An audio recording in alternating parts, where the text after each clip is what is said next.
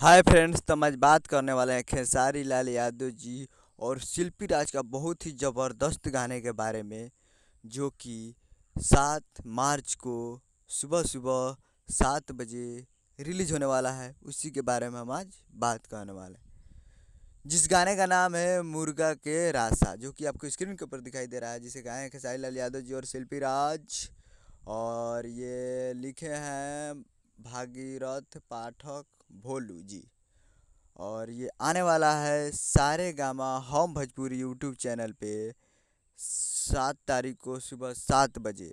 तो आप लोग तैयार रहिएगा, सारे gamma home Bhojpuri YouTube channel पे 7:07 पे फुल वीडियो सॉन्ग रिलीज होगा। और इसका टीजर रिलीज हो चुका है, तो आप लोग जाइए और सारे गामा हम भोजपुरी यूट्यूब चैनल पे सुन सकते हैं इसका टीजर। और 7 तारीख को फुल वीडियो सॉन्ग रिलीज होने वाला है, तो आप लोग जाइए और प्यार दीजिए।